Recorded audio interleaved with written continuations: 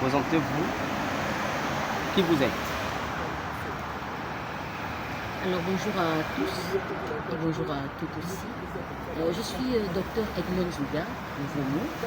Je suis spécialiste consultante en éthique et bonne gouvernance. Et par ailleurs, je suis aussi conseiller de ministre d'enseignement supérieur. Très bien, c'est parti. Alors, madame, quel regard avez-vous sur le droit au Gabon? Alors, je peux dire, par rapport au regard que j'ai sur le droit, tout simplement, je pense que c'est une question aussi personnelle. Je pense que le droit, je peux avoir sur cet instrument un regard d'évolution. Je pense que le droit a évolué au Gabon. Je prendrai par exemple l'exemple de la loi 025 qui porte sur le 2024, qui porte sur la protection des données à caractère personnel.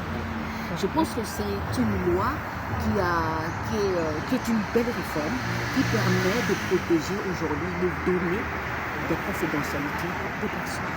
Je ne pense pas que d'ici 20 à 23 ans, bien 20 ans en arrière, cette loi existait. Ça, c'est déjà un bel exemple. Je peux aussi citer d'autres.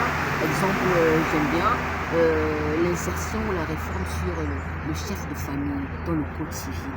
Aujourd'hui, on ne parle plus d'homme en tant que chef de famille, on parle plutôt de l'autorité des deux parents et une autorité parentale. C'est-à-dire pour essayer de mettre en exergue l'égalité des droits entre la maman et le papa. Alors, vous êtes une des rares femmes à aller jusqu'au doctorat, donc en matière de droit. Quelle a été votre motivation? Bon, je pense que c'est... je ne pourrais pas dire que c'est rare. C'est un peu trop de...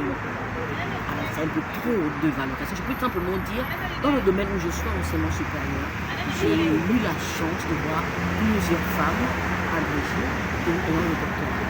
Ce que je peux simplement dire, c'est j'ai eu la chance, avec le soutien de mes parents, je remercie, j'ai eu la chance peut-être d'être parmi, si ce n'est pas les deux personnes, ou la seule femme actuellement ayant soutenu un droit à l'UCAD, Donc je pense que c'est une chance et je remercie Dieu pour cela. Je ne peux pas dire que je fais partie des rares, nous sommes plusieurs.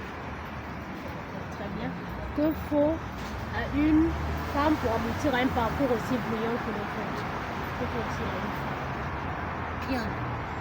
Je pense que nous, en tant que femmes, personne en tant que femme, nous avons plusieurs qualités, plusieurs aptitudes.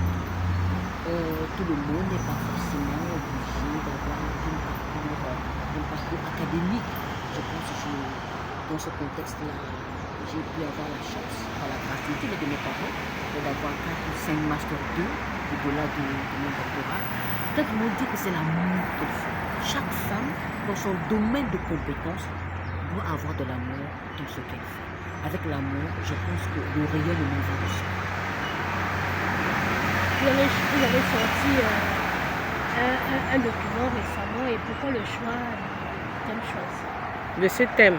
Le thème, pourriez revenir sur le thème, s'il vous plaît? Bien. Alors, j'ai eu l'honneur et le privilège de soutenir ma thèse sur l'éthique et la bonne gouvernance. Pourquoi la bonne gouvernance?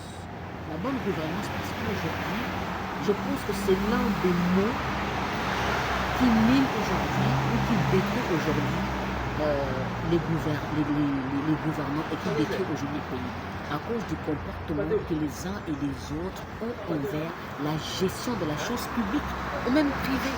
Donc aujourd'hui, avoir des instruments pour réfléchir sur la bonne gouvernance, je pense que ça pourrait contribuer au rayonnement de nos pays et de nos pays également. Quel est le rapport que votre document, quel est le rapport faites-vous entre le Gabon et le document? Je pense que j'ai essayé déjà d'aborder la question autrement, mais je vais essayer d'amplifier.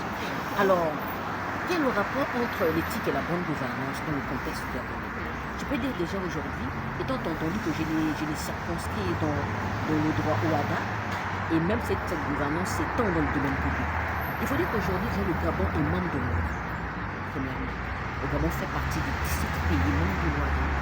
Alors, aujourd'hui, le rapport entre mon sujet de thèse et le pays est qu'aujourd'hui, personnellement, depuis que j'ai vu la chance de voir le jour et jusqu'à récemment, je considère que nous avons eu un problème de bonne gouvernance.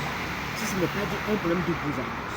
Donc, pour ma part, réfléchir sur la gouvernance, sur les instruments qui pourraient améliorer la gestion publique ou privée, pourraient contribuer quelque chose à valoriser ou à aider à la restauration de nos institutions. Madame, quelles sont les solutions que vous proposez au secteur de la bonne gouvernance humaine? Bien, il y a plusieurs choses que